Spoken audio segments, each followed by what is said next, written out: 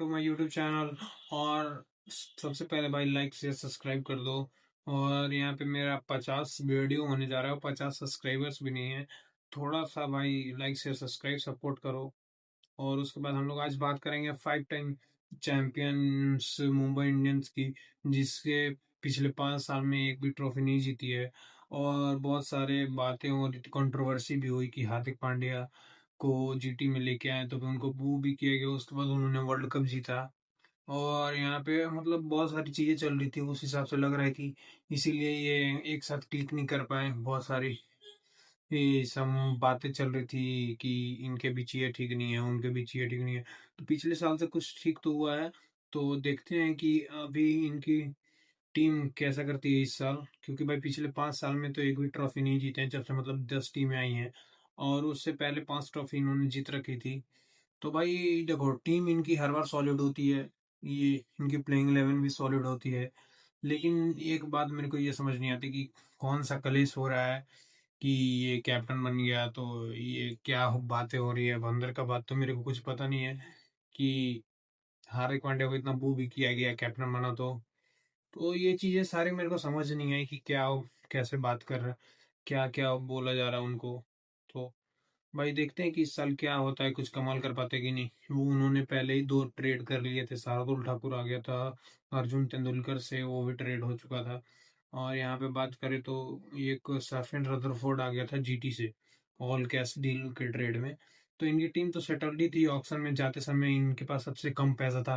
पहली बार लगा होगा अंबानी साहब को कि कम पैसा होना अभी कितना मतलब अजीब लगता है। ऐसे तो किसी भी वो में उनके पास पैसा कम नहीं है, लेकिन ऑक्शन में सबसे कम पर्स उन्हीं के पास था। और उनको जो चाहिए था वो मिल भी गया, क्विंटन डिकॉक 1 करोड़ में। किसी ने बीड ही नहीं की भाई। मैं तो बहुत ज्यादा सरप्राइज था कि कैसे एक बार बीड किया। और मतलब कुछ हुआ है या नहीं हुआ है ये तो मैं नहीं बता पाऊंगा।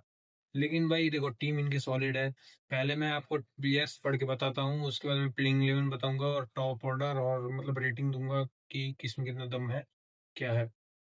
तो मैं ये 25 प्लेयर के पहले नाम पढ़ता हूँ। अल्लाह गजनफर, अश्विनी कुमार, अथर्व अंकोलेकर और गॉर्विन बॉस। और ये दानिश माल्यवार, दीपक चहर, हार्दिक पांड्या, जसप्रीत बुमराह, मयंक मार्कंडे। इन्होंने एक और ट्रेड किया था, मयंक मार्कंडे लेके आए थे केकेआर से।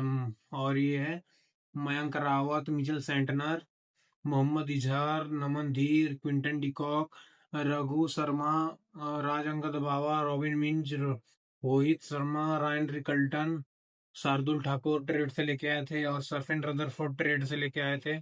और उसके बाद बात करें तो Suryakumar Yadav, Tilak Varma, Trent Boult, Will Jacks. तो ये है इनकी 25 की टीम। तो जैसा हमने बताया था कि क्यूडीके को इन्होंने 1 करोड़ में खरीदा था। तो वो हो सकता है कि रायन रिकल्टन की रिप्लेसमेंट हो या फिर फर्स्ट प्लेइंग 11 में वही खेले, क्योंकि वो सीनियर भी हैं, एक्सपीरियंस भी है उनके पास, बहुत ज्यादा आईपीएल खेले भी हैं। तो उनकी अगर प्लेइंग 11 बनाए तो रोहित शर्मा, क्विंटन डिकॉक, 3 पे तिलक, 4 पे सूर्या, 5 पे नमनदीर, 6 पे हार्दिक और 7 पे सरफिन रदरफोर्ड मेरे को लगता है कि खिलाना चाहिए। क्योंकि भाई एस ए 20 में जो उसने तोड़ा है 2 मैचों में प्रिटोरिया कैपिटल की तरफ से खेलते हुए, तो उसको खिलाना चाहिए। उसके बाद मिचेल सैंटनर, और उसके बाद जसप्रीत बुमराह, ट्रेंट बोल्ट, और उसके बाद ये मिचेल सेंटनर हो गया। उसके बाद क्या बोलते हैं उसको, दीपक चहर। तो ये उनकी कुछ प्लेइंग 11-12 हो सकती है, या फिर कॉर्विन बॉस को खिलाने की एक और ऑप्शन बॉलिंग में हो जाएगा सरफिन रदरफोर्ड की जगह। लेकिन मेरे को भाई सरफिन रदरफोर्ड ज्यादा ठीक लगता है हिटिंग के मामले में। तो ये इनकी टीम है भाई, टॉप ऑर्डर प्योर सॉलिड।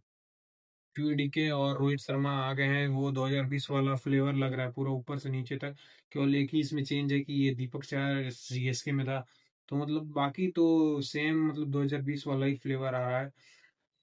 नीचे सर कैरन ब्राड की जगह पे सरफन रदरफोर्ड, और वो भी बहुत तगड़े तरीके से तोड़ रहा है। तो ये टॉप ऑर्डर की बात करें तो मैं दूंगा यहाँ उनके टॉप ऑर्डर में कौन कौन है, क्यू रोहित शर्मा और तिलक वर्मा। तो भाई 8.5 तो कहीं नहीं कहीं इनके। तो बहुत तगड़ी टॉप ऑर्डर है। मिडिल ऑर्डर में सूर्य कुमार यादव का फॉर्म एक कंसर्न होगा कि वो T20 वर्ल्ड कप में कैसा करते हैं और फिर आईपीएल में कैसा करते हैं। उन्होंने पिछले आईपीएल में तो बढ़िया ही किया था, उसके बाद ही उनकी फॉर्म मतलब आईपीएल में ठीक चल रही थी, इंटरनेशनल में खराब चल रही थी, तो उनका फॉर्म एक क्वेश्चन मार्क है ही। और हार्दिक पांड्या वो तो भाई ये साउथ अफ्रीका की जो टी20 मैचेस हो रहे थे उसमें पता चल ही गया था कि किस फॉर्म में है। बाकी देखा जाए तो बॉलिंग इनकी सबसे मस्त है, कि डेथ बॉलिंग में ये जसप्रीत बुमराह, ट्रेंट बोल्ट, ये हार्दिक पांड्या भी कभी कभी डेथ में बॉलिंग कर लेते हैं, और स्टार्टिंग के लिए दीपक चहर या फिर शार्दुल ठाकुर जिसको भी खिलाना चाहें, क्योंकि शार्दुल ठाकुर भी बैटिंग कर लेता है, दीपक चहर भी बैटिंग कर लेता है, तो मतलब इनके कॉम्बिनेशन बहुत सारे बन सकते हैं। लेकिन देखा जाए तो आइडियल सिनारियो वो होगा कि फॉरेनर इनको चूज करना पड़ेगा, तो मेरे हिसाब से क्यूडी के सरफेन रदरफोर्ड, ट्रेंट बोल्ट और मिचेल सेंटनर खेल सकते हैं। बाकी भाई इनकी टीम मैनेजमेंट की सोच, तो ये मेरे को टीम बहुत तगड़ी लग रही है। और अगर इस साल भी आईपीएल नहीं जीते तो भाई मेरे को तो लग रहा है कि कुछ ना कुछ तो फिर गड़बड़ चल रहा है अंदर, अंदर कुछ ठीक नहीं चल रहा है। और 2 साल से 2-3 साल से इनकी टीम हमेशा तगड़ी होती है, और 3 साल से ये हाईलाइट हो रहा है कि इनकी मतलब बॉन्डिंग ठीक नहीं है, कि क्या बात हो रहा है कि नहीं चल रही है। तो ये मेरे को कुछ समझ नहीं आया, क्योंकि भाई हर बार इनकी टीम तगड़ी होती है जीतने वाली, लेकिन पता नहीं क्यों नहीं जीत पा रहे हैं। तो अब हम बात करेंगे ये स्ट्रेंथ की। स्ट्रेंथ इनका टॉप टू बॉटम बैटिंग जो इंडियन कोर है सबसे बड़ी ताकत, और बॉलिंग में भी। तो बॉलिंग और बैटिंग की ताकत की हमने बात कर ली, और सबसे मतलब ये टेस्ट होने की बात है तो ये मिडिल ऑर्डर, क्योंकि भाई देखो सूर्य कुमार यादव का फॉर्म तो नहीं लग रहा है अभी। अगर टी20 में अच्छा करते हैं तो भाई बहुत और तगड़ी ये टीम हो जाएगी। और वीकनेसेस की बात करें तो डेथ ओवर्स में एक और बॉलर चाहिए इनको, जो जसप्रीत बुमराह का साथ दे। बाकी स्पिन भी सॉर्टेड है, मिचेल सेंटनर है, या फिर एक और खिलाना चाहे तो अल्लाह गजनफर है, वो कॉम्बिनेशन छेड़ के कि कोई और वहां पे इंडियन खेलेगा, रोमिन मिंच को खिला सकते हैं, उसकी भी इस मैच में परफॉर्मेंस तगड़ी थी।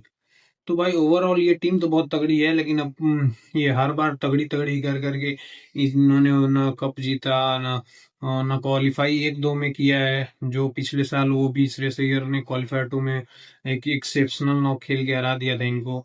और ये जब रोहित शर्मा कैप्टन थे तब मतलब हार्दिक के आने से उतना मतलब फायदा मेरे को लग नहीं रहा है कि अभी तक हुआ है। वो प्रूफ करना पड़ेगा हार्दिक को अपनी कैप्टनसी में, जैसे गुजरात के लिए वो जीते थे ट्रॉफी। तो भाई इतना ही था ये एनालिसिस। आप अपना बताइए कि क्या टीम है, और ये बताइए कुछ पॉइंट्स में कि कैसी आपको टीम लग रही है और कहाँ तक जा सकती है। तो मेरे को लग रहा है कि ये टीम जाएगी, अगर ये टॉप 4 या टॉप 2 में क्वालिफाई नहीं करती है तो बहुत बड़ा लॉस होगा फिर से एक बार। तो भाई यहीं तक थी मेरे प्रिडिक्शन की इनकी टॉप ऑर्डर ये बहुत तगड़ी है। और बॉलिंग में एक डेथ ओवर्स का इस पे ये बुमराह के साथ कोई चाहिए, और ये टॉप 4 टू टॉप 2 जा सकती है अगर अपने पोटेंशियल पे खेले तो। नहीं तो भाई अगर नहीं गई तो फिर बहुत मतलब क्या बोला जाए कि बहुत निराश होंगे टीम मैनेजमेंट या फिर कोई भी फैंस। क्योंकि हर साल भाई क्वालिफायर 2 से वापस आ जाते हैं ना, फाइनल खेलते हैं। मतलब अगर फाइनल में चले गए तो 100% तो वो जीत ही जाते हैं, कि हर फाइनल उन्होंने जीता हुआ है, पांचों के पांचों जो जितने बारे फाइनल में गए हैं। तो thank you so much. Like से सब्सक्राइब जरूर करो भाई, और ये शेयर भी करो, सबको यहाँ पे लाओ जोड़ो। उसके बाद हम लोग लाइव भी शुरू करेंगे। 50 सब्सक्राइबर हो ही नहीं रहे, आप लोग सब्सक्राइब ही नहीं करते हो। तो thank you so much for watching. जय हिंद।